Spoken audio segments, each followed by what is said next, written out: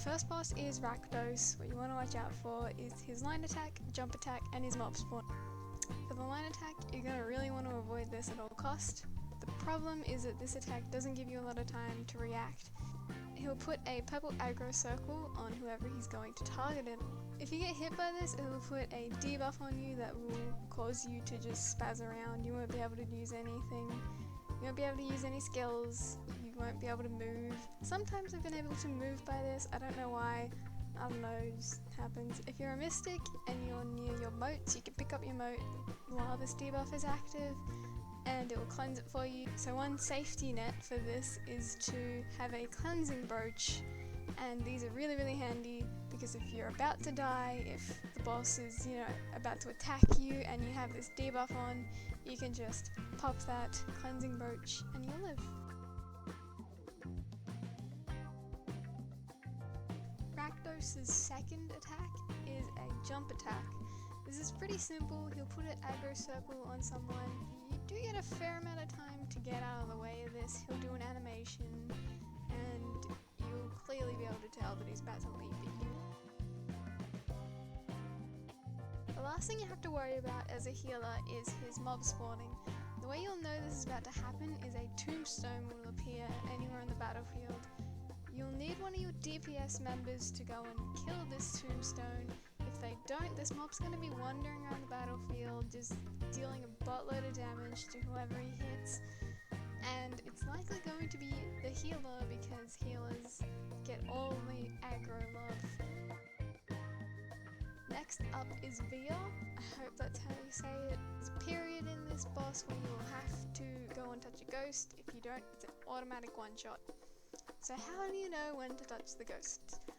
The ghosts appear around the battlefield, around the edges, and during the fight you won't want to stand in their line, especially as healers. So as a healer, it's ideal to just keep in a medium range. You don't want to be too far, but you don't want to be too close to the boss. Via will automatically run to the center of the battlefield as well as glow purple.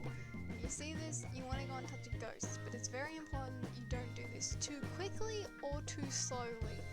Basically, if he's in the middle and he starts glowing, you should be good to go and touch the ghost. All of these hammer attacks are triggered by a purple aggro circle. One of these circles is going to be a pretty big AoE circle. This one's really easy to avoid. You can just walk out of it. It does have a pretty big range, but you should be safe to just walk right out of it. His animation does take a pretty long time to activate for this.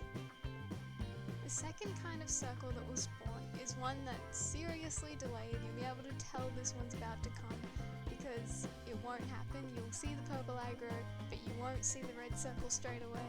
Basically what this means is everyone in your party is about to get an orange circle underneath them.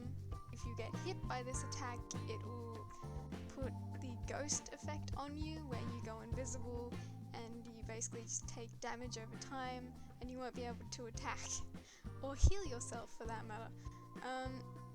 This isn't so bad if you're a mystic. If you leave moats all around the place, it's not that big of a deal. If you accidentally get hit by this or the ghost, you can just pick up a moat. Desolorus, I'm just gonna call him Desolorus. I don't know, I can't pronounce things. His orb attack is triggered by a purple aggro circle.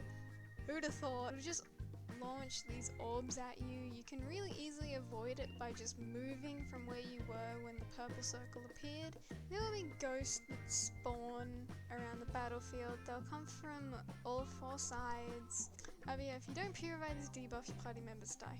If you or one of your party members do get hit by this, you'll need to be cleansed in 3 seconds. I think it's within 3 seconds.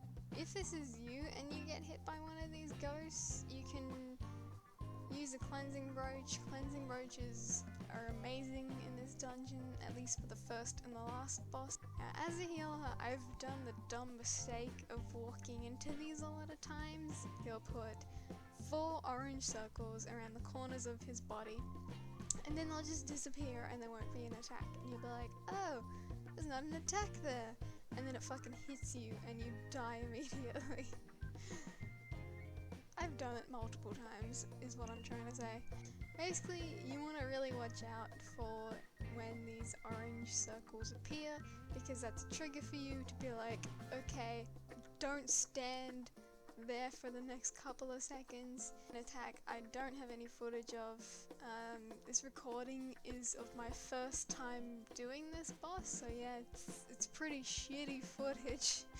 I wouldn't look at this to be like, oh, this is how I'm meant to do it. Basically what will happen is once he reaches below 60%, one of the sides on the end of the battlefield, he will start to spawn lines in, and you'll see them coming in closer into the middle of the battlefield. Depending on which way he does, you'll have to move yourself to that side. It's very hard to explain. I should have had footage for this. Fuck. But you'll see it when it closes in, and you'll be like, oh, okay, I have to stand either on the front or the back of him, or either on the left side or the right side of him, depending on where it goes. Once the line attack closes in on one side, it'll then swap to the opposite way. So you'll have to jaunt if you're a healer to the other side, or if you're a priest, you'll have to backstep into it. You can walk, I think, but it's very risque, so I wouldn't do that. So the last thing we're going to talk about is the chess attack. I don't have footage of the chess attack. It's called the chess attack because this attack forms a chessboard.